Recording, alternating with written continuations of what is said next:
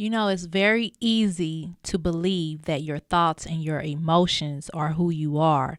And many people identify with their thoughts and their emotions. They believe that the negative thinking, all of the toxic feelings is a part of who they are, and they identify with that. In this video, I'm going to shine light on the truth that you are not your thoughts and how you can overcome negative thinking.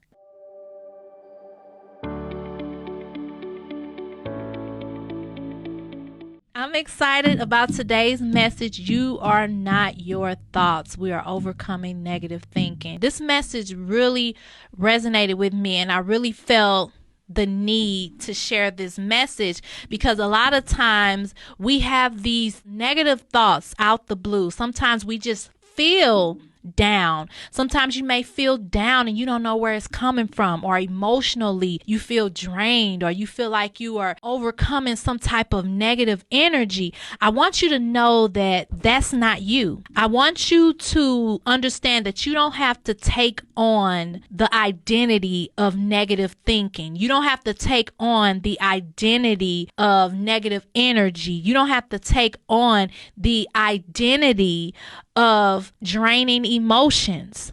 You are not your thoughts. What you are the observer of your thoughts. So when you begin to see yourself more as the observer of your thoughts come, but you can observe those thoughts. You can disagree with some of those thoughts. You can remove those thoughts and replace them with more positive thoughts. This is how we take control over our life. It starts with our mind. We have to know that we have the power to control our mind. We have to know that we have the power to control our energy. I remember years ago when I used to deal with a lot of anxiety, and I was dealing with some feelings of depression and things like that. And I remember I used to wake up and wonder, is it going to be a good day? How am I going to feel? Am I going to feel good today? Am I going to feel drained? I used to wonder that. And it wasn't until years later when I learned that I could control my thoughts. I could direct my thoughts. Instead of waking up and asking yourself, oh, is this going to be a good day? Oh, how do I feel? How are my emotions? No, you declare your day. You demand what you want from your day. You declare the thoughts that you will have. You declare the day that you will have. You can start projecting in advance the energy you want to fill your day. You say, I want a prosperous day. I want a peaceful day. I want an exciting day. I want to have fun today. I'm going to enjoy myself. I am making the decision to enjoy myself. I am making the decision to feel good. I am making the decision to be grateful. See, that's a decision you made, and you are in control of that. So yes, declare what your day is going to be. Here's some tips I want you guys to take with this message. Don't receive negative thoughts as who you are. They don't define you. Stop defining yourself with negative thoughts. Your thoughts do not define you. Thoughts come and go. They come and go. And you don't have to allow, just because, oh, I'm thinking this way. What is wrong with me? Why am I doing this? Why am I feeling like this? No, you can say that thought came to me and I know that is not of me. I know that negative thinking, that emotional fear or the emotional draining, that is not who I am. I am a prosperous woman of God.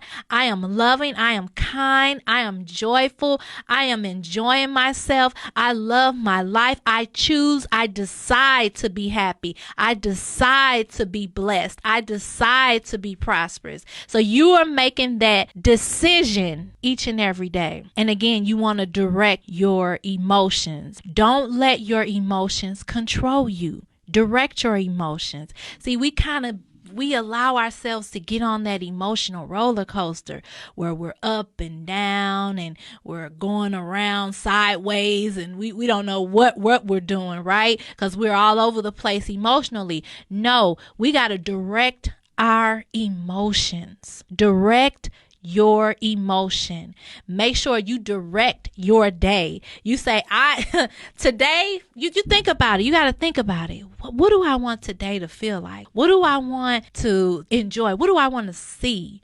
And you begin to, well, how do I want to feel today? And you decide, oh, today I want to feel grateful. You say that. You say, before I go into this meeting, I know I got this meeting today. I know I got to make this phone call. I got these things coming up. How do I want to feel when I do that? And you begin to direct your emotions. You direct where you're going. So you want to allow your energy to move through and don't fight or resist. Now, this is a big one because a lot of times you feeling this energy, right? You may be feeling these negative thoughts. You may be feeling that negative energy. But in addition to you directing where you want it to go, I want you to know that it's okay to allow it to pass.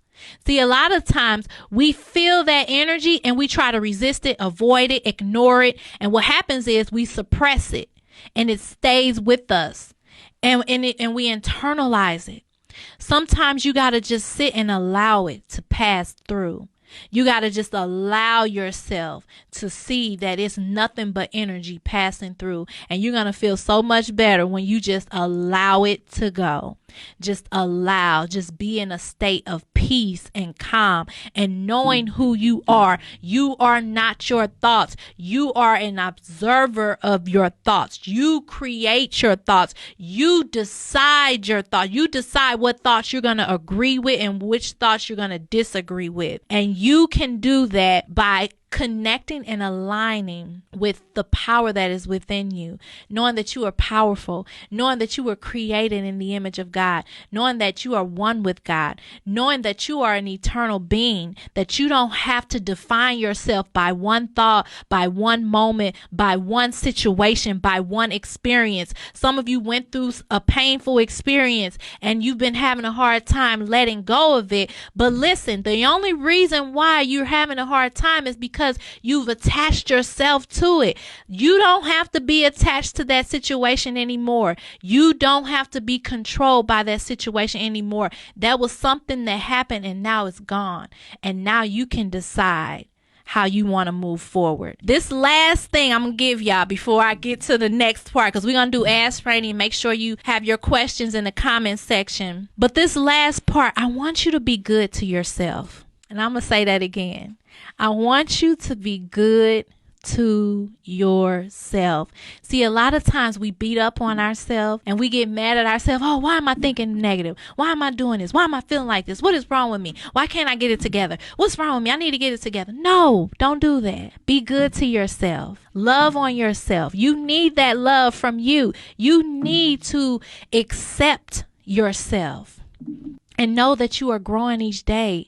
And know that you're learning. It's okay. You may have some off times or moments or thoughts that you don't agree with. That's okay. It's just teaching you what it is you really want. So be good to yourself. All right?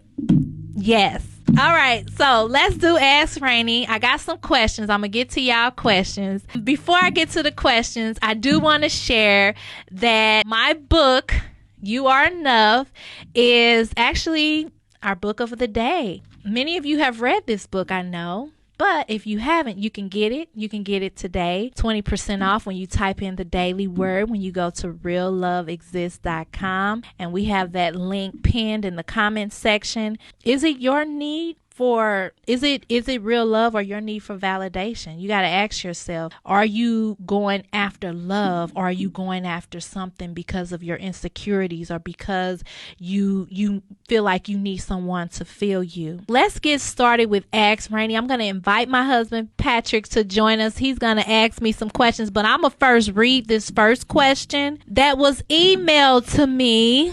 I'm going to go ahead and read this question. And I always keep it anonymous when someone emails me. I don't share your name. So feel comfortable if you ever want to email me your questions. I'm going to read the first question. She said, how do you handle a situation when your ex makes fake phone numbers through an app and pretends to be someone you've met on a dating app but it's really him. He's constantly asking questions regarding my relationship with my ex, like, did I love him? And he'll say he's going to call you again. What is his reason for doing this? So interesting question too. It is, because it's weird. She said she knows that the person is her ex, who's texting her, telling her he met her through a dating app, but he wants to know, how does she feel about her ex? The first thing that comes to mind for somebody to go out their way and create fake numbers and to pretend they're somebody else just to get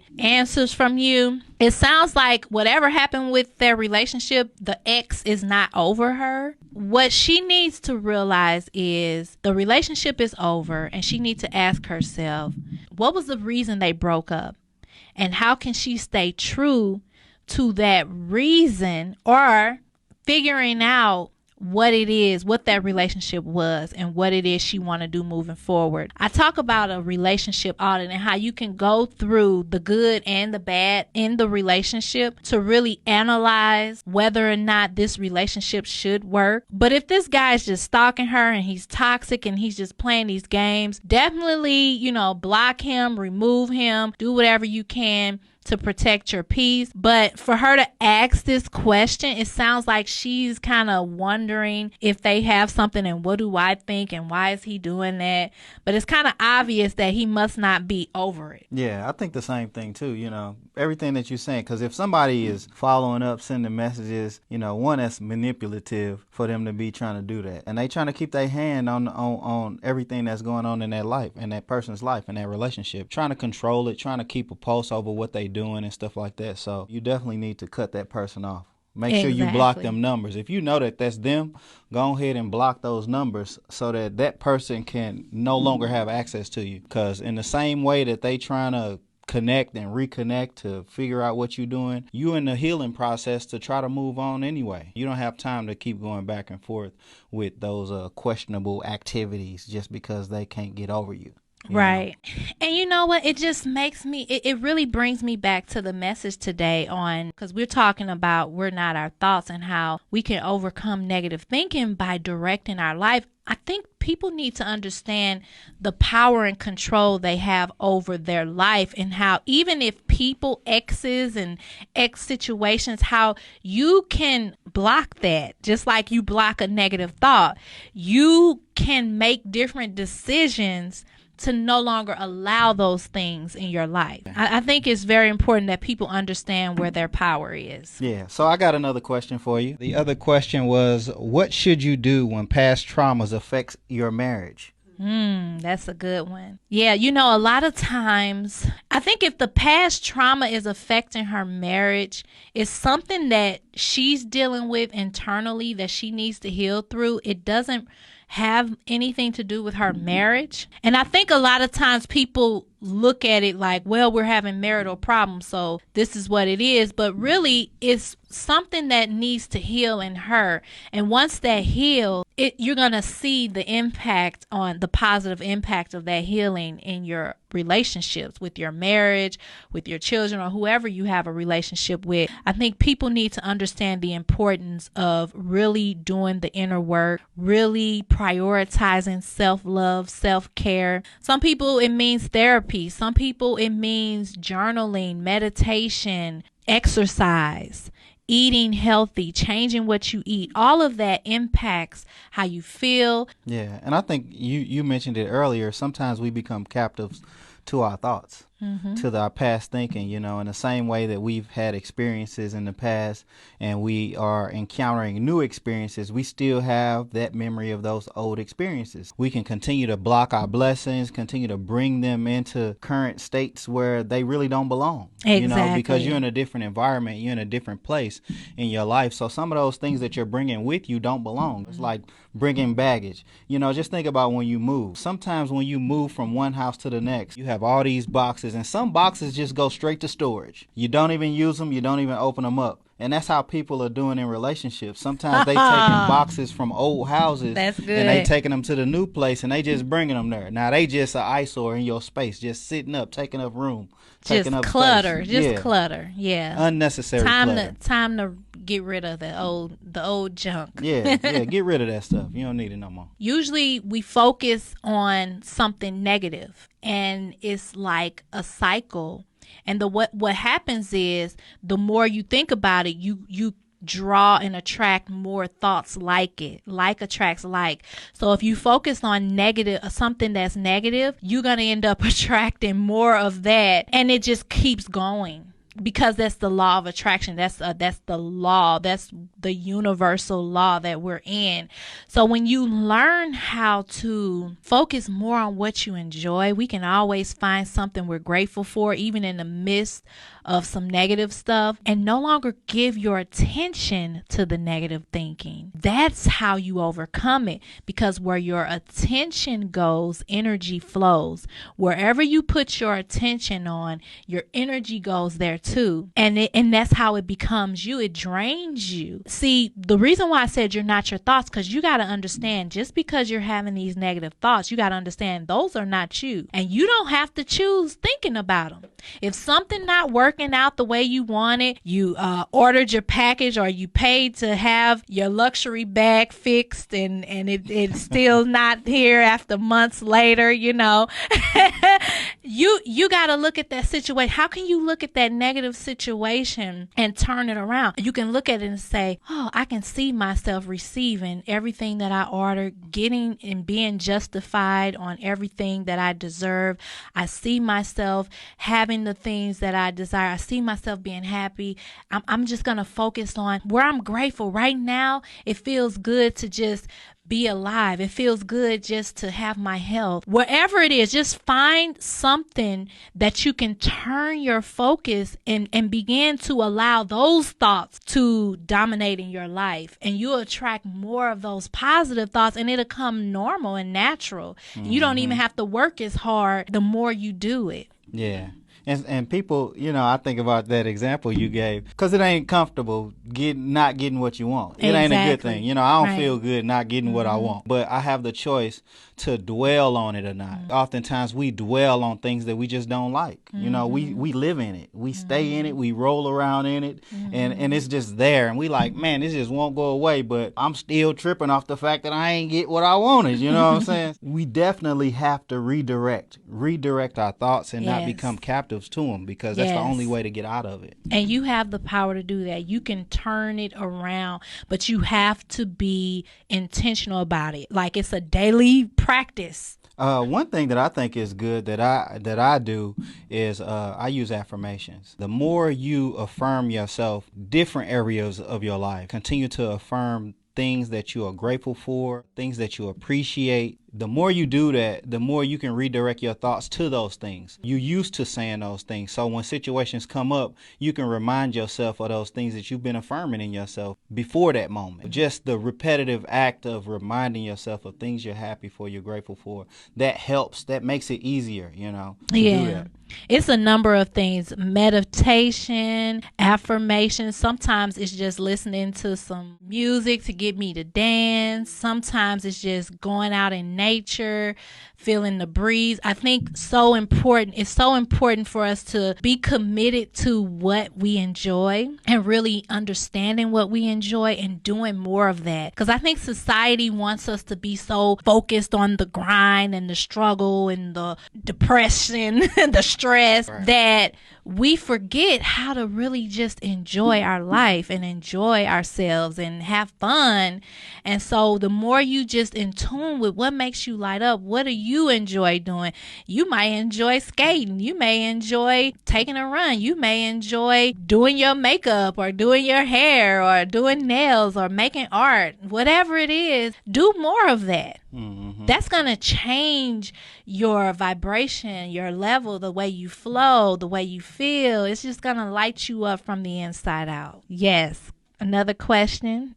She said, do we recommend professional therapy for individuals who are struggling with negative thoughts and feelings. If the professional therapy is going to help you not focus on the negative thoughts. There are different type of therapists. I have experienced therapy where the therapist wanted to dwell and constantly talk about negative things from my past, and I would leave feeling worse than I felt when I got there.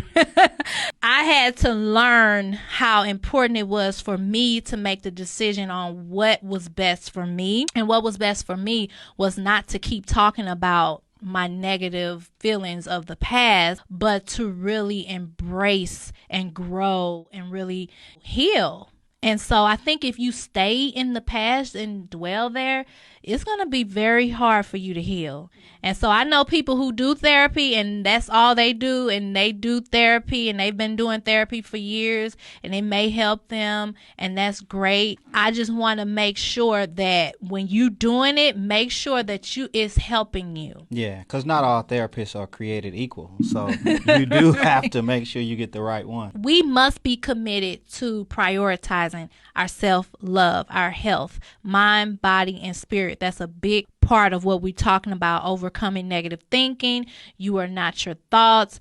I want to encourage you guys to share this video. Someone needs to hear this video. Someone, needs to know. So tag your friends to the video. If you have some topic ideas, let us know. We would love to share more messages that you want to hear about. Make sure you get the book of the day, You Are Enough, Overcoming People Pleasing and Emotionally Unavailable Relationships. You can get it for 20% off at realloveexists.com. Thank you guys so much for tuning in. We love you. Join us every Monday and Friday at 11:30 Central Standard Time.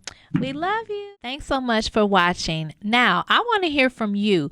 Write in the comments below. Let me know, what are your thoughts about the message? Also, how do you overcome negative thinking? I would love to hear your advice. Be sure to also like this video and subscribe to our YouTube channel. I look forward to connecting with you in our other videos.